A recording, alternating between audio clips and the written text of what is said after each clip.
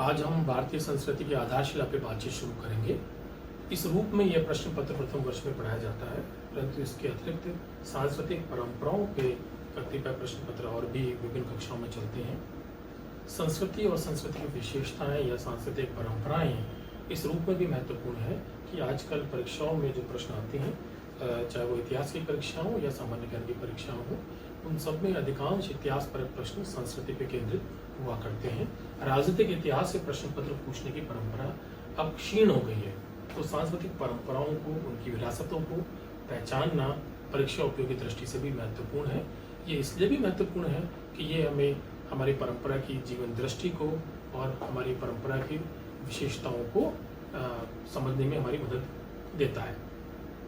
तो इस प्रश्न पत्र पे या इसकी कक्षा को चर्चा को शुरू करने से पहले हम कतिपय पारिभाषिक शब्दों को देख लें। तो इसमें जो सबसे पहला जो शब्द है, जिसको हम बड़े सामान्य रूप से, नियमित रूप से व्यवहार भी करते हैं, वह है संस्कृति। तो संस्कृति आपके लिए अंग्रेजी में जो वर्ड है वह कल्चर है, और ये इसकी एटोमोलॉजिकल यदि हम उत्पत्ति देखें तो ये एक लैटिन वर्ड से निकला है, जिसका मतलब होता है सिस्टमेटिक ग्रोथ या कल्टीवेशन।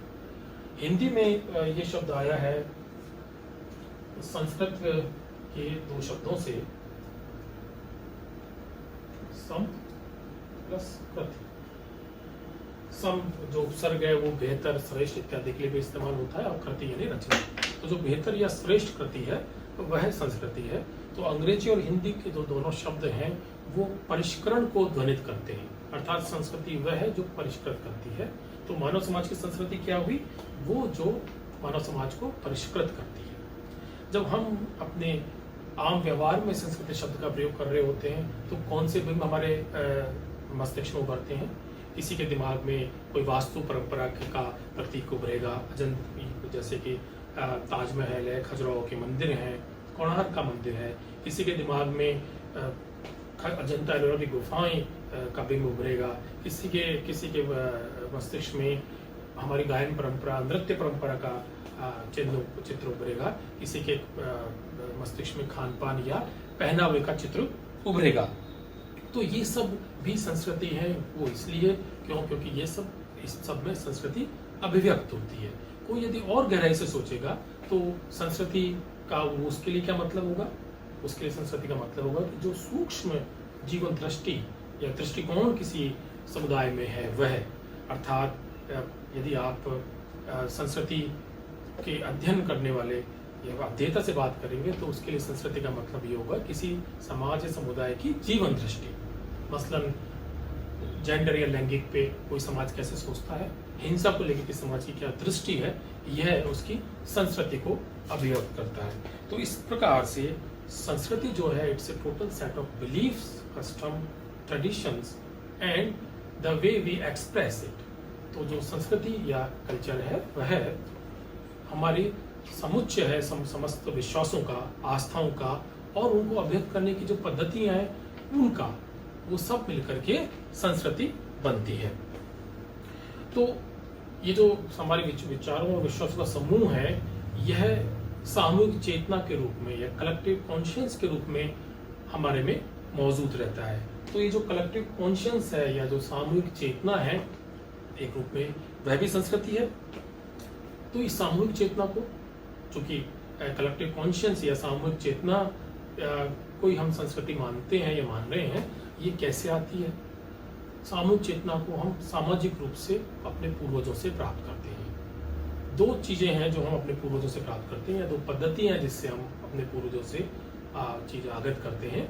एक है जैविक या जेनेटिक, जिससे हमारा रूपाकार बनता है, और एक सामाजिक। तो जो सामाजिक प्राप्तियां हैं which we received from our ancestors, वो सब सामाजिक प्राप्तियां हमारी संस्कृति को बनाती हैं। और जो एंथ्रोपोलॉजिस्ट हैं, नृवंश शास्त्री हैं, वो ये मानते हैं कि मानव का समाज ज्यादा प्रभावित होता है सामाजिक प्राप्तियों से बनिस्बत उसकी जैविक प्राप्तियों के। अर्थात रूपाकार जो है, जो हम जेनेटिकली प्राप्त करते हैं, वो मानव समाज को परिचालित करने में इतनी बड़ी भूमिका नहीं निभाता जितनी कि जो सामाजिक रूप से हम सामूहिक चेतना के रूप में, या कहें कि सांस्कृतिक रूप में अपने पूर्वजों से प्राप्त कर रहे हैं, वह मानव समाज को परिचालित करने में जो भूमिका निभाता है वो निश्चित रूप से बड़ी होती है। इसलिए हम ये कह सकते हैं कि संस्कृति जो है वह एक बहुत ही महत्वपूर्ण संकल्पना है। संस्कृति के बरक से एक शब्द और हम सुनते हैं, सभ्यता, civilization, culture and civilization. Europe में इनका इंटरचेंजेबली या परस्पर एक दूसरे के विरुद्ध इस्तेमाल हो जाता है, अर्थात संस्कृति की जगह सभ्यता का या सभ्यता की जगह संस्कृति का, परंतु इनमें एक छोटा सा सूक्ष्म अंतर है जिसको हम यहाँ दृष्टिपात कर सकते हैं। संस्कृति में मूलतः जो चीज है वो बड़ी सूक्ष्म है, उस पर जोर जो है विश्वास या जीवन दृष्टि का है। उसके बरक सभ्यता जो है वह भौतिक चीजों से में दिखाई पड़ती है, जो हमारी भौतिक प्रगति की प्रक्रिया है, the process of material development, उसको हम सिविलाइजेशन या सभ्यता कह सकते हैं। मसलन जब हम मनुष्य के विकास को पढ़ते हैं, ह्यूमन इवोल्यूशन को पढ़ते हैं, तो सभ्यता के कई क्रम हमें उसमें दिखाई पड़ते हैं, जैसे कि लौह युग, पाषाण युगीन सभ्यता, उसके बाद ताम्र युगीन सभ्यता, उसके बाद लौह युगीन सभ्यता, औद्योगिक क्रांति के बाद की औद्योगिक सभ्यता, वर्तमान की जो है सूचना क्रांति युग की सभ्यता।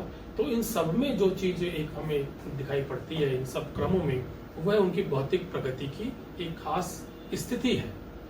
लौह युग का व्यक्ति लोहे का इस्तेमाल कर रहा था जीवन में, या पाषाण युग का व्यक्ति जो था पाषाण पे अवलंबित था उसका भौतिक जीवन।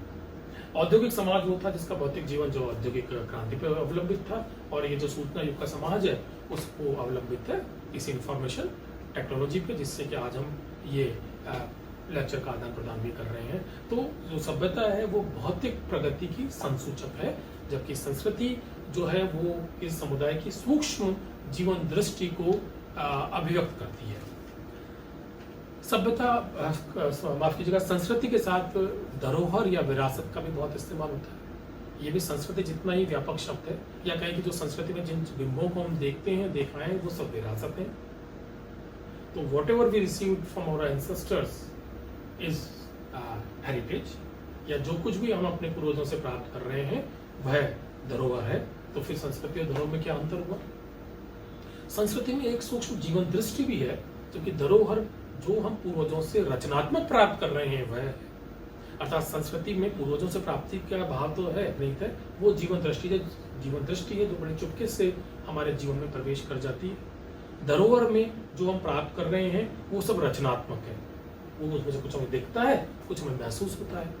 इसीलिए धरोहर या विरासत को दो कोटियों में बांटा जाता है, टेंजिबल और इंटेंजिबल, मूर्त और अमूर्त, ये दो धरोहरें मानी जाती हैं। इसमें यूनेस्को ने पिछले दिनों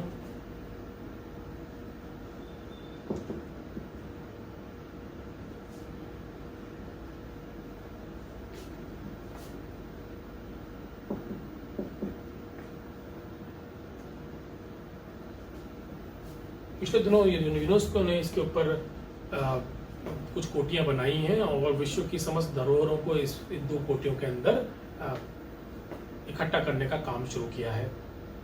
यदि हम भारत की मूर्त धरोहरों की बात करें, मूर्त ये जो भौतिक रूप से हमें दिखाई पड़ती है, तो समस्त स्थापत्य परंपराएं, जैसे हम अभी चर्चा कर रहे थे, कोणार्क का सूर्य मंदिर है, या खजुराहो के मंदिर है, राजस्थान में ओसिया के मंदिर हैं, या मध्यकालीन तुर्की स्थापत्य का प्रतीक कुतुब मीनार है, या कि हमारी चित्र परंपरा का प्रतीक अजंता की गुफाएं हैं या बाघ की गुफाएं हैं। ये समस्त चीजें जो हैं, ये जो बिल्ट हेरिटेज है, ये सब समस्त मूर्त या टेंजिबल हेरिटेज है, या मूर्त धरोहर या विरासत है।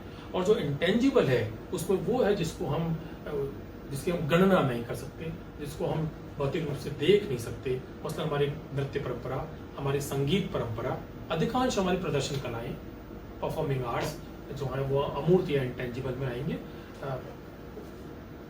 राजस्थान का घूमर नृत्य है, या छऊ या बिहू नृत्य है, या क्लासिकल डांस की मोहिनीअट्टम, भरतनाट्यम, कुचिपुड़ी, कथकली शैलियां हैं, ये सब हमारा इंटेंजिबल या अमूर्त विरासत का हिस्सा है। और जब पिछले दिनों यूनेस्को ने जो लिस्ट बनाई है, या टेंजिबल और इंटेंजिबल से जो विरासत या धरोहर की कोटियां विकसित किए हैं, उसमें भारत की बहुत सारी धरोहरें शामिल हैं।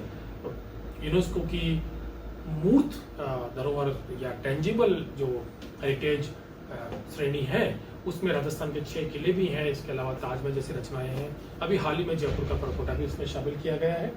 और जो इंटेंजिबल है, उसमें मोहिनीअट्टम जैसे नृत्य परंपराएं हैं। राजस्थान का अपना कालबेलिया डांस है जो इसमें शामिल किया गया है। तो मोटे तौर पे यदि देखा जाए तो जो भरत मुनि ने नाट्यशास्त्र में जो ललित कला की परिभाषा दी है, जिसमें समस्त प्रदर्शन और चाक्षुष कलाएं सम्मिलित होती हैं काव्य के अतिरिक्त, वह सब हमारी धरोहर का हिस्सा है। क्योंकि ललित कला को परिभाषित करते हुए भरत मुनि ने उसमें काव्य को शामिल किया है, उसमें वास्तु को शामिल किया है, उसमें मूर्त विज्ञान को शामिल किया है और नृत्य और गायन को शामिल किया है।